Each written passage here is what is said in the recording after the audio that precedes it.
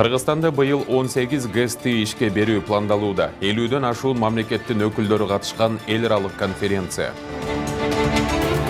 7 көпүрө салынып, бир да жол чырак орнотулбайт. Айланма жолдон Кантка чейинки жолдун долбоору. Стамбулда кырмалган кыргызстандык мугалим окуя Тышкы иштер министрлигинин көзөмөлүндө. Ушул жана башка жаңылыктар менен кененирээк тааныштырып, эфирде күнжүрүш маалымат программасы. Саламатсыздарбы? Студияда Мирлан Маматалиев. Улуттук коопсуздук мамлекеттик комитетинин төрагасы Камчыбек Ташиев Өзбекстандын Ташкент шаарында Борбор Азия өлкөлөрүнүн атайын кызматтарынын жетекчилеринин биринчи жолугушуусуна катышты.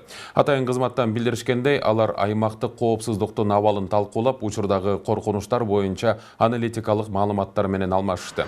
Анда туруксуз аймактардан келип чыккан чакырыктарга биргелешип каршы күрөшүүгө өзгөчө көңүл бурулду. Кыргыз тарап Борбор Азияда тынчтыкты жана туруктуулукту камсыз кылуу боюнча жакшы коңшулук, ачык диалог жана биргелешкен күч аракеттердин принциптерине берилгендигин ырастады деп айтылат УКМКнын маалыматында. Быйыл Кыргызстанда 18 ГЭС-ти ишке берүү пландалууда. Бул тууралуу президент Садыр Жапаров эл аралык туруктуу өнүгүү үчүн глобалдык тоо диалогу Бишкек +25 саммитине карай аттуу конференцияда билдирди.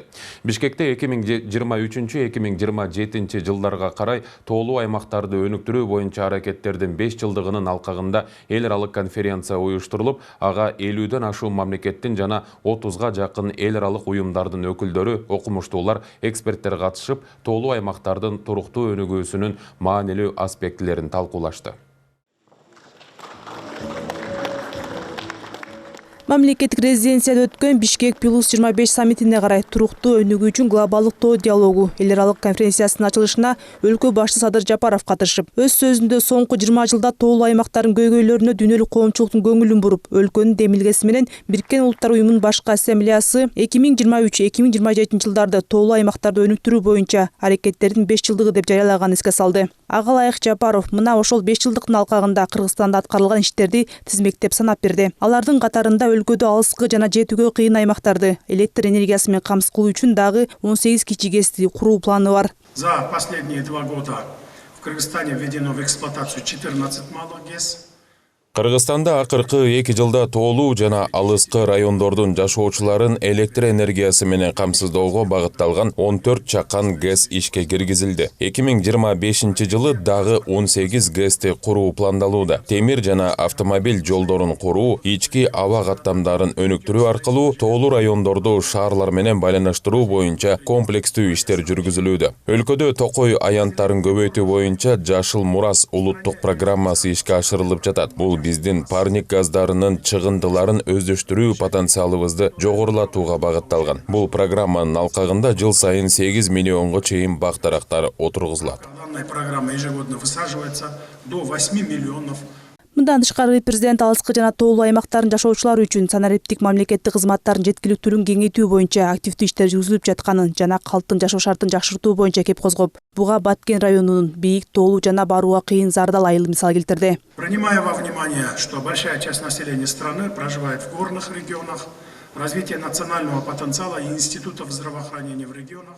Өлкө калкынын басымдуу бөлүгү тоолуу аймактарда жашаарын эске алсак, аймактарда улуттук потенциалды жана саламаттыкты сактоо мекемелерин өнүктүрүү социалдык саясат тармагындагы негизги милдеттердин бири болуп саналат. 2024 жылы мамлекеттин эсебинен кыска мөөнөттүн ичинде электр энергиясы, интернет жана негизги инфраструктурасы менен камсыз болгон Баткен районунун бийик, тоолуу жана барууга кыйын Зардалы айылын мисалга алып, биз эл аралык өнөктөштөр менен биргеликте өлкөнүн алыскы тоолуу райондорунда калктын жашоо шартын жакшыртууга мындан ары да даярбыз. Народные организации и финансовые институты. Бул эл аралык конференцияда экология министри Медер Машиев климаттын өзгөрүүсү бүгүнкү күндүн кооптуу көрүнүштөрүнүн бири экенин жана аны менен катар мөңгүлөрдүн эриши өзгөчө түйшөлткөн көрүнүш экенин өзгөчө токтолду. Министрдин айтымында акыркы 70 жыл ичинде Кыргызстандагы мөңгүнүн аянты 16% кыскарган, ал эми ири мөңгүлөр 17% азайып кеткен. Мы уже наблюдаем сокращение площади ледников, нарушение баланса экосистем. Байкоо салына баштаган мезгилден бери карай келгенде 2002, 2022 жана 2023 жылдар эң ысык мезгил болду. Климаттын өзгөрүүсү бүгүнкү күндүн кооптуу көрүнүштөрүнүн бири. Толуу аймактар үчүн коркунуч эселеп чоңоет. Мөңгүлөр ээрип жатат. Экосистеманын балансы бузулду. Сел, жер көчкү, суу ташкыны сыяктуу табигый кырсыктар көбөйүүдө. 2022 жылы жаратылыш апааттарынан 150 киши каза болду. Өзгөчө кырдаалдардан келтирилген чыгым жылына $27 миллион деп эсептелип келет. Ал эми президенттин толуу аймактарды өнүктүрүү боюнча иш аракеттеринин 5 жылдыгын ишке ашыруу боюнча атайын өкүлү Динара Кемелова болсо, бул 50ден ашык мамлекеттин жана 30га жакын эл аралык уюмдардын өкүлдөрү жана окумуштуулар, эксперттер катышкан конференциянын жыйынтыгы менен кандай чечимдер жана резолюциялар кабыл алындыарын айтып берди. Конференцияда биз сунуштарды жинактоо кылып, анан ушул саммитке Бишкектик декларацияны кабыл алалы деп ойлоп жатабыз. Андан тышкары ушул жылы буунун Генералдык ассамблеясынын алкагында туруктуу тоо өнүгүү деген боюнча резолюция кабылданат. Ошого да биз бүгүн ушул сунуштарды чогултуп жатабыз. Эксперт менен чогуу сүйлөшүп, Кудай буйрса жылдын аягында ошол резолюцияга да биздин сунуштар кирет. Борборус Бишкекте өткөн бул эл аралык иш-чарада климаттын өзгөрүшүнүн тоо экосистемаларына жана алардын жашоочуларына тийгизген таасири, суу, азык-түлүк жана энергетикалык коопсуздук камсыз кылууда, тоолордун ролу жана экосистемалардын деградациясынын алдын алуу темалары, аны менен катар дүйнө климаттын өзгөрүшүнө туш болуп жатканы боюнча көйгөйлүү маселелер көтөрүлдү. Ал эми конференция эртең дагы уланат.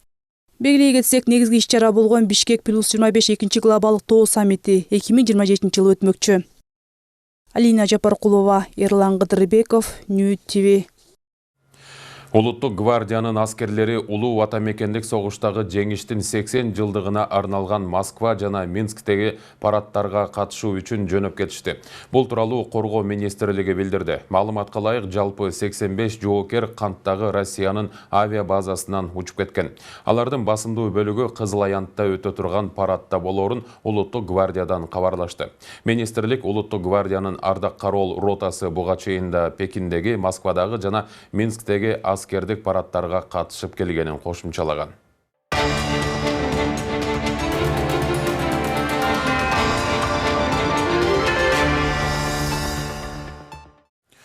Словакиянын тышкы жана Европалык иштер министри Юрай Бланар расмий сапар менен Кыргызстанга келди. Бул тууралуу Кыргызстандын тышкы саясий ведомствосунан билдиришти. Сапардын алкагында ал тышкы иштер министри Жээнбек Кулубаев менен сүйлөшүүлөрдү, ошондой эле өлкө жетекчилиги менен жолугушууларды өткөрөт. Мындан тышкары эки тараптуу экономикалык кызматташтыкты чыңдоо максатында Кыргызстан жана Словакиянын ишкер чөйрөлөрүнүн өкүлдөрүнүн катышуусунда бизнес форум өткөрүлөт. Стамбулда окуучуларын математика боюнча эл аралык олимпиадага алып бара жаткан кыргызстандык мугалим кармалды. Тышкы иштер министрлиги берген маалымат боюнча ал жактагы башкы консулдук Түркиянын тиешелүү органдары менен иштеп, мугалимдин кармалышынын себеби аныкталып жатат. Жалпыга маалымдоо каражаттары мугалим Мариф мектебинде иштей турганын жазышууда. Өзү дагы мурун ушул жерде билим алганы айтылды. Аэропорттогу чегарачылар мугалимди кармап калып, окуучуларды өткөрүшкөн. Бул маселе министрликтин жана Кыргызстандын Түркиядагы чет өлкөлүк мекемелеринин көзөмөлүндө. Кыргызстандын кармалган жаранынын жакын туугандары менен үзгүлтүксүз байланыш болуп турат деп айтылат маалыматта. Бишкекте Борбор Азия стартап форуму башталды. 700дөн ашык кишинин катышуусундагы иш-чара 2 күнгө созулуп, анда бир катар аянтчалар уюштурулган. Стартаптарды колдоо, өнөктөш табууга багытталган Борбор Азиянын стартаптары жана инвесторлору үчүн уюштурулган иш-чара туурасында кийинки материалда. Стартапы, которые нестандартно думают.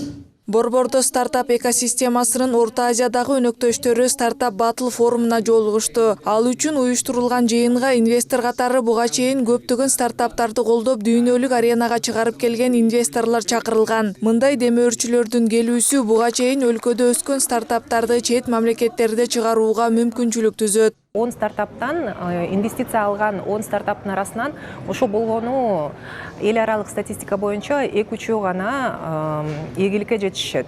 Ошол себептүү бул венчурдук инвестицияны жаңыдан бизден өнүккөн дагы бир себеби дагы ошо биздин локальный Кыргызстандагы ишкерлерибиз өсүп, өздөрү бизнес туруктап туруп, ошо жаңы өсүп келаткан стартаптарга көмөктөшүп, бизнес ангел катары, венчурный инвестор катары ошо салым кошот деп ишенебиз. Жана биз ошол экосистеманы күчтөнтүп Accelerate Prosperity катары ошо законодательный база түзгөнүнө дагы ошо көмөктөшүп жатканыбыздын ошо бирден бир себеби.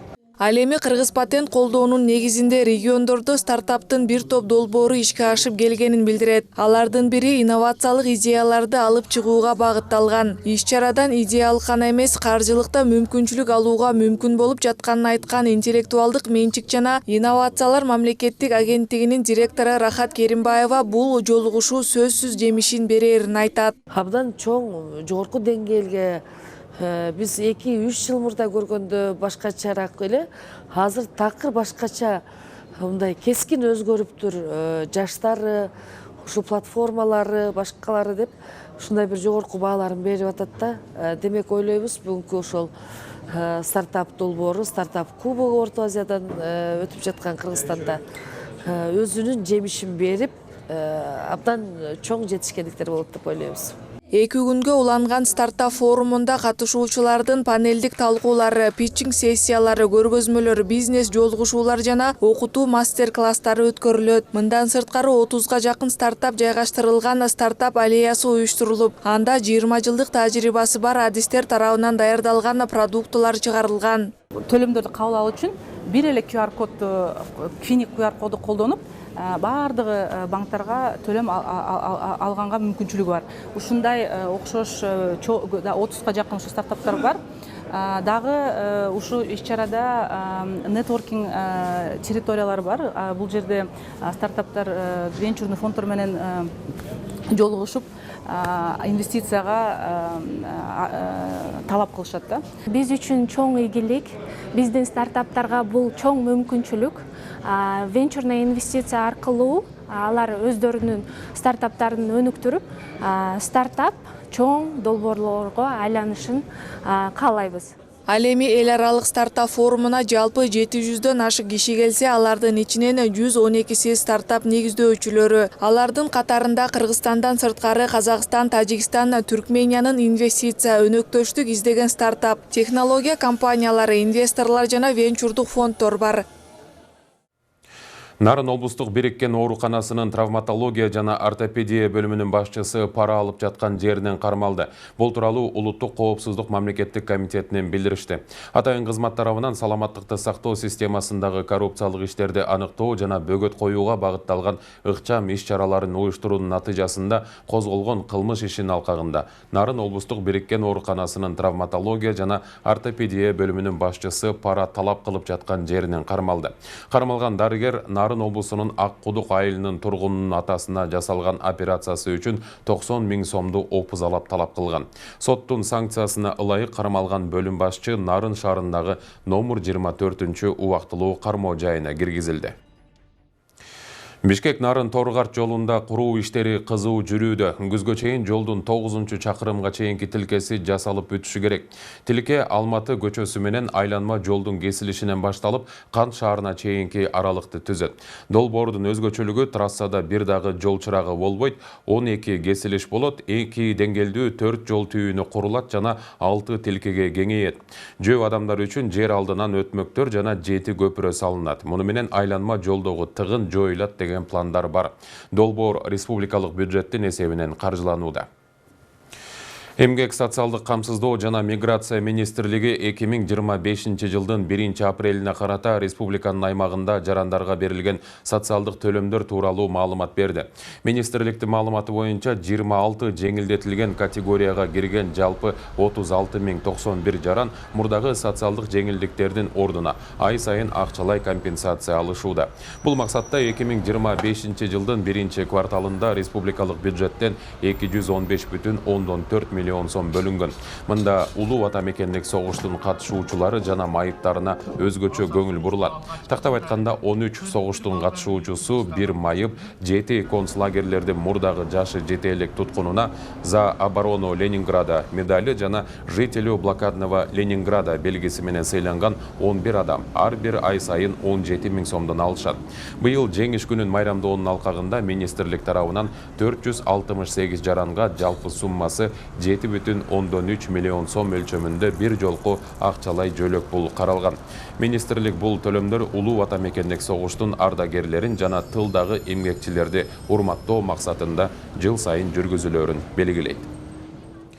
Ош облусунун Араван районунда күнөз канада өстүрүлгөн капусталар экспортко чыга баштады. Бул тууралуу суу ресурстары, айыл чарба жана кайра иштетүү өнөр жайы министрлигинен билдиришти. Райондук агрардык өнүктүрүү башкармалыгынын маалыматы боюнча Дөбө Коргон айыл өкмөтүнүн Уйгур Абад айылында капустанын басай түрү ушул жылдын январь айында эгилген. Учурда анын биринчи түшүмү Россиянын Новосибирск облусуна экспортталып жатат. Жалпы жыйналып сатыкка кетип жаткан капустанын көлөмү 150 тоннаны түзөт. Белгилей кетсек, республика боюнча Араван районунда эң алгачкы жазгы талаа иштери башталат. Аталган райондо эң биринчилерден болуп картошкада эгилип, жакын арада анын биринчи түшүмү алына баштайт. Ала Тоо аянтында 26-27 апрелде Бишкек шаарынын 147 жылдыгы белгиленет. Бул тууралуу кала мэриясы билдирди. Иммерсивдик иш-чара саат 13:00дөн 22:00га чейин уланат.